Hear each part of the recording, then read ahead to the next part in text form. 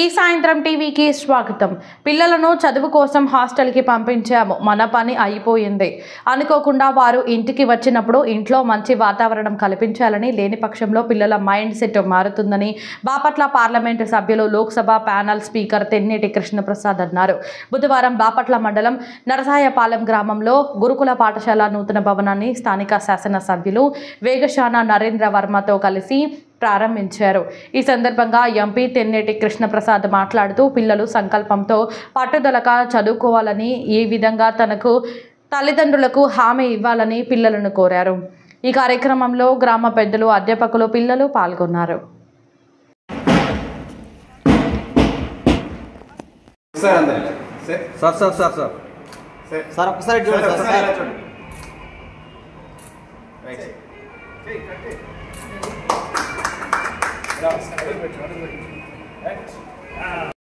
ఈ పేరెంట్స్ ఇక్కడ తల్లిదండ్రులు ఇక్కడ లేకపోవచ్చు. నాకు తెలుసు ఈ వీడియోస్ అన్నీ వాళ్ళకు కూడా పోతాయి. వాళ్ళకు కూడా చెప్పవలసింది ఏంటంటే, స్కూల్కి మనం పంపిస్తాము పిల్లల్ని, తల్లిదండ్రులు స్కూల్కి పంపిస్తారు, స్కూల్కి టీచర్కి వదిలేస్తాము. కానీ సెలవులు కానీ ఎప్పుడైనా కానీ ఇంటికి వచ్చినప్పుడు ఇంటి వాతావరణం బాగా లేకపోతే ఆ పిల్లల యొక్క మైండ్ పర్మనెంట్గా డ్యామేజ్ అవుతుంది.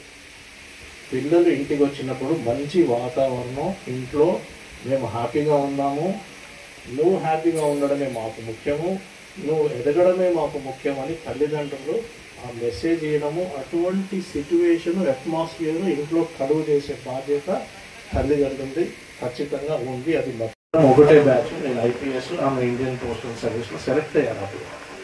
అంటే ఈ గ్రామంలో ఉన్న విలువలు, విద్యాభ్యాసం అంటే ఎంత ఇంపార్టెంట్ అనేది ఎప్పుడో గ్రహించారు. కాబట్టి ఇక్కడి నుంచి ఆఫీసర్లు రావడమే కాకుండా, ఐఏఎస్ ఐపీఎస్ ఆఫీసర్లు రావడమే కాకుండా పోటీపడి ఐఏఎస్ ఐపీఎస్ ఆఫీసర్లు కూడా అల్లుడుగా తెచ్చుకున్నారు. ఇక్కడ ఆ పేర్లు కూడా ఉన్నాయి. అంటే అంత విలువ విద్యాభ్యాసం, అంటే అంత విలువ. అంటే ఇంకోటి మనం తెలుసుకోవాల్సింది ఏంటంటే, మనం ఎన్నో రకాలుగా దానం చేస్తూ ఉంటాం. అన్నిటికంటే ముఖ్యమైనది, అతిపెద్ద పవిత్రమైన దానం ఏంటంటే విద్యాదానం. ఆ విద్యాదానం చేసిన వాళ్ళే చాలా గొప్పవాళ్ళు. ఇప్పుడు మనం చూస్తున్నాం, ఈ గ్రామ పెద్దలు, మళ్ళీ కన్నెగంటి పాపారావు గారి ఫ్యామిలీ కానివ్వండి, శ్రీ పామిడి అంకమ్మ గారి ఫ్యామిలీ కానివ్వండి, వాళ్ళందరూ విద్యాదానం చేసి యావత్తు గుంటూరు జిల్లాలోనే, ఆ రోజుల్లో గుంటూరు జిల్లాలోనే ఒక మార్గదర్శకులుగా మిగిలిపోయారు.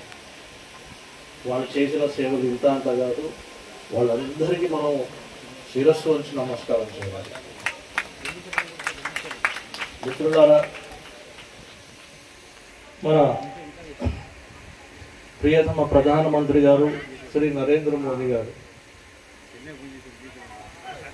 బేటీ పడావో బేటీ బచావో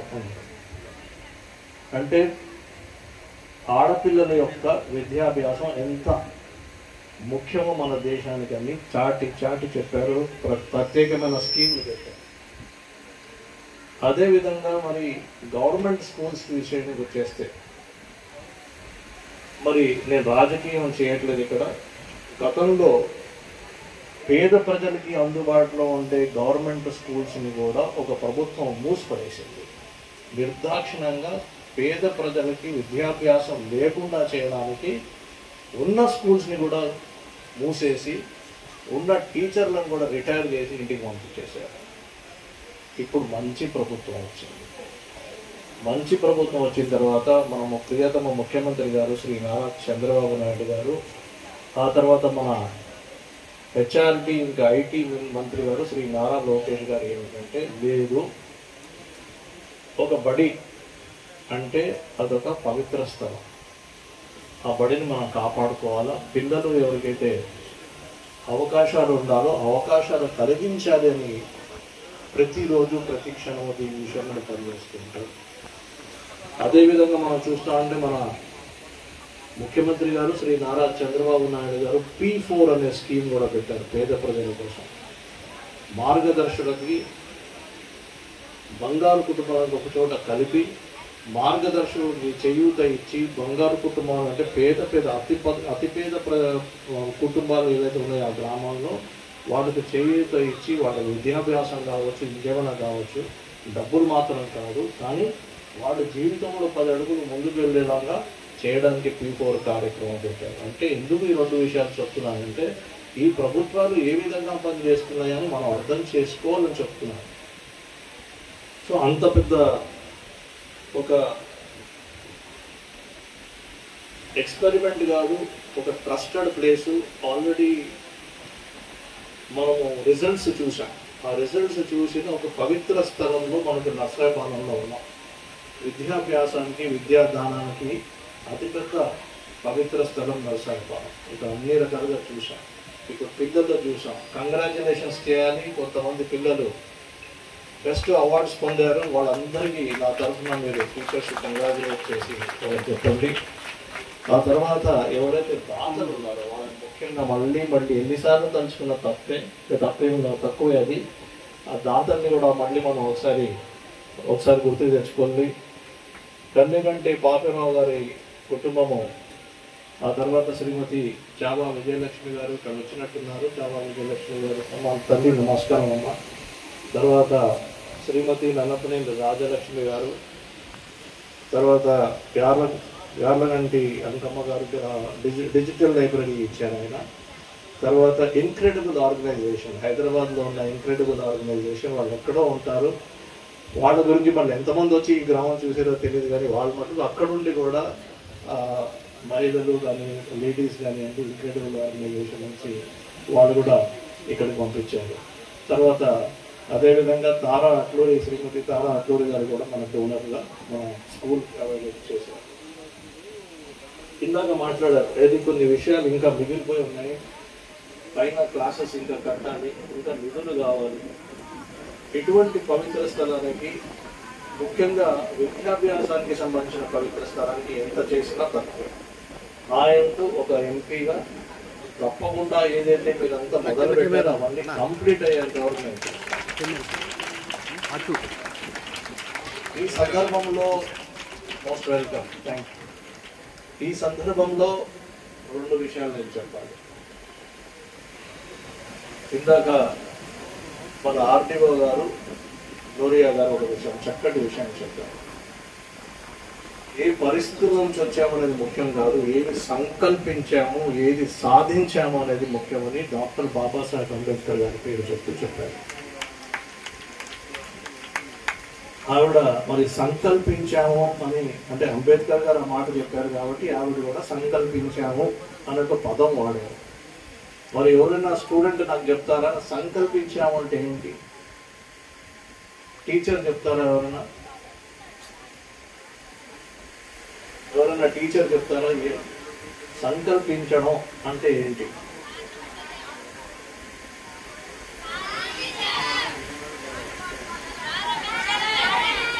సాధించడమా? ఓకే, ఎవరి ఆర్టీఓ గారు కరెక్టేనా?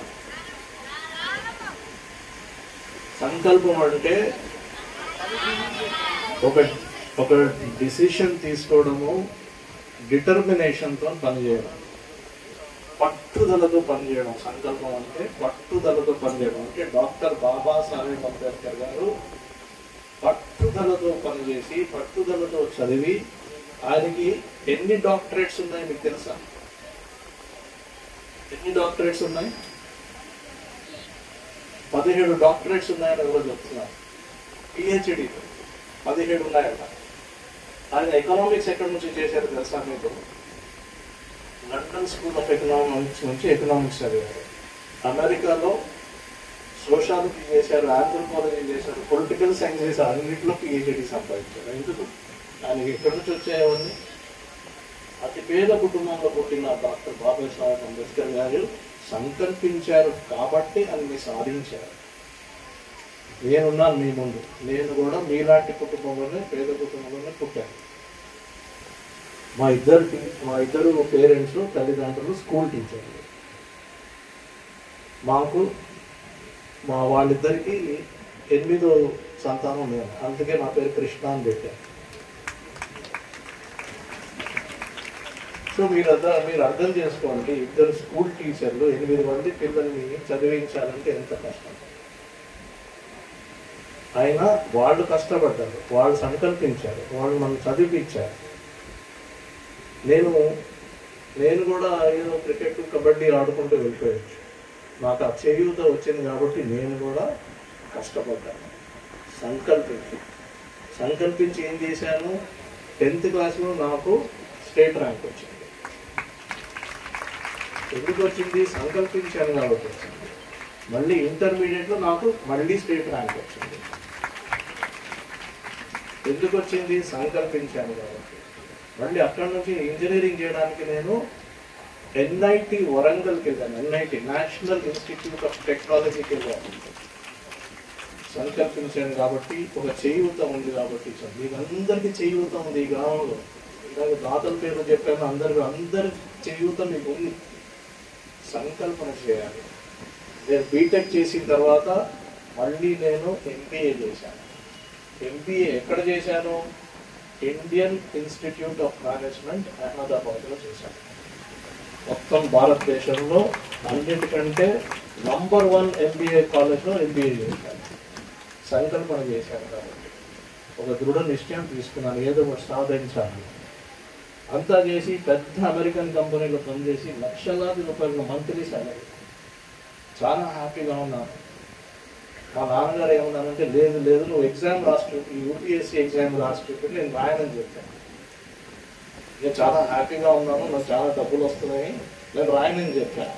అప్పుడు మళ్ళీ మా అమ్మని పంపించి మళ్ళీ నన్ను రాపు చూపించి, ఏముందిరా నాన్నగారు అడిగారు కదా, ఒక ఎగ్జామ్ రాయి అంతే అన్నారు. ఎగ్జామ్ రాసా. ఫస్ట్ అటెంప్ట్లోనే నాకు IPS వచ్చింది.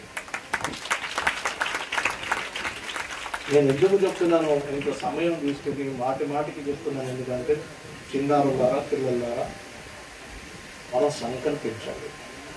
ఏది ఆటోమేటిక్గా రాదు, మనం కష్టపడాలి. కష్టపడితే గ్యారెంటీగా వస్తాయి.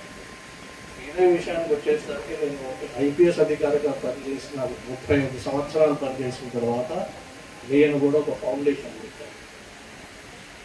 KP ఫౌండేషన్ అనేది తెలంగాణలో, హైదరాబాద్లో పెట్టి కొన్ని గ్రామాల్లో పోయి గ్రామాలని దత్తతగా తీసుకుని, అక్కడ స్కూల్స్ని దత్తతగా తీసుకుని, ఇదే విధంగా అక్కడ ఉన్న ముఖ్యంగా ఆడపిల్లలకే నేను విద్యాభ్యాసం మీద పని చేశాను. ఒక గ్రామం ఉంది, ఎర్రవల్లి అనే గ్రామం, హైటెక్ సిటీ నుంచి 60 కిలోమీటర్ల దూరంలో ఉంటుంది. ఆ గ్రామంలో ఎన్నడూ కానీ నేను 2006లో అడాప్ట్ చేసినప్పుడు, 2006లో అడాప్ట్ చేసినప్పుడు ఆ గ్రామం నుంచి ఎప్పుడు కూడా ఒక మహిళ కానీ, ఒక అమ్మాయి కానీ ఆ గ్రామం వదిలి చదువు కోసం కానీ, ఉద్యోగం కోసం కానీ ఎన్నడూ వెళ్ళలేదు. మన స్వాతంత్రం వచ్చినప్పటి నుంచి కేవలం పెళ్ళైతే బయటికి పోవడం అనేది అదొక్కటే జరుగుతూ వచ్చింది. ఒక చిన్న ఎక్స్పెరిమెంట్ చేశాను, కేవలం అమ్మాయిల కోసం, గర్ల్స్ కోసం. వీళ్ళు ఎందుకు పోవట్లేదంటే 5 కిలోమీటర్ల తర్వాత గ్రామానికి పోతే కానీ 6వ తరగతి నుంచి చదవడానికి లేదు. 5 తర్వాత డ్రాప్ అవుట్ అయిపోతారు, తల్లిదండ్రులు పంపించారు. అలా కాదని నేను ఏం చేశానంటే, ఎవరైతే డ్రాప్ అవుట్ అయ్యారో వాళ్ళందరికీ సైకిల్స్ నా జీతంలోనే కూడా ఇచ్చాను. నా శాలరీ నుంచి సైకిల్స్ ప్రతి సంవత్సరం కొనుక్కు ఇస్తాను. ప్రతి సంవత్సరం 5-6 సైకిల్ కొనిస్తాను.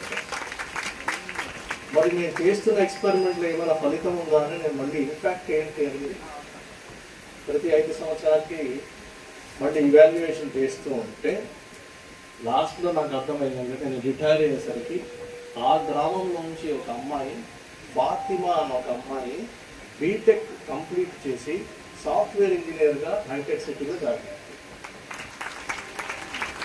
అది ఆ అమ్మాయి ఒక సంకల్పం, ఆ అమ్మాయి ఒక కష్టం, ఆ అమ్మాయి చేసిన ఆ హార్డ్ వర్క్తో ఆ అమ్మాయికి ఆ రిజల్ట్ దొరికింది. అదే గ్రామం నుంచి మరి నన్ను అందరూ క్రిటిసైజ్ చేస్తారు. నేను ఏం చేసినా స్కూల్లో ఉన్న అమ్మాయిల కోసమే చేస్తాను, అబ్బాయిల కోసం చేయాలి.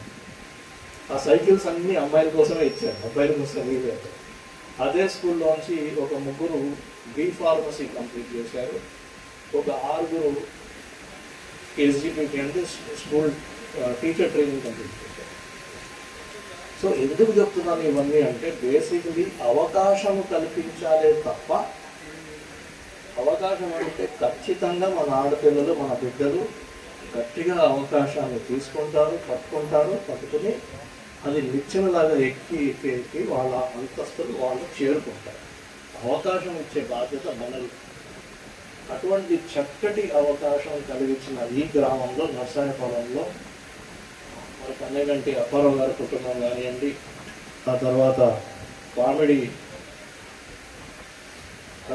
అనితమ్మ గారి కుటుంబం కానివ్వండి, మొత్తం చాలామంది పెద్దలు ఉన్నారు ఇక్కడ. అందరూ కలిసి అవకాశం కలిగిస్తున్నారు కాబట్టి ఈ గ్రామం నుంచి బంగారు భవిష్యత్తులో చాలామంది ఉన్నారు. ఎవరైతే మనకి ఆగండి, ఇంకా చెప్పరు, ఎవరు చెప్పలు పడుతున్నారు ఆగండి. ఎవరైతే మనకి విద్యాభ్యాసం చేస్తున్నారో, విద్యాదానం చేస్తున్నారో, ముఖ్యంగా నర్సాయపాలెం గ్రామంలో ఉన్న పెద్దలందరికీ మనం గట్టిగా చప్పట్లు కొట్టాలి.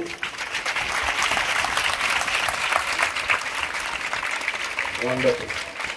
దీంట్లో ఉండడానికి చక్కటి అవకాశం, ఆహ్లాదకరమైన వాతావరణంలో చక్కటి అవకాశం సంధ్యారాణి గారు, రాధా గారు, లతా గారు నాకు చక్కటి అవకాశం ఇస్తున్నారని కాబట్టే నేను ఢిల్లీ నుంచి బయలుదేరి మీ మధ్యలో ఉండడానికి ఈరోజు వచ్చాను. మళ్ళీ ఇప్పుడు నేను ఢిల్లీకి బయలుదేరి. సో మరి మీరందరూ నాకు ఒక మాట చెప్పండి. మీరు ఏదో ఒక సంకల్పన చేసుకుని నేను జీవితంలో సాధిస్తాను, సంథింగ్ ఏదో ఒకటి చేసి చూపిస్తాను, మా అమ్మ నాన్న కూడా పోయి నేను చెప్పుకుంటాను అని మీరు రెడీగా ఉన్నారా? సంకల్పిస్తారా? అక్కడ సంఖ్య ఎక్కువ ఉన్నారు పిల్లలు, ఇక్కడ సంఖ్య తక్కువ ఉన్నారు, కానీ వాయిస్ ఇక్కడ నుంచి ఎక్కువ వచ్చింది రెడీ అని. సంకల్పిస్తారా?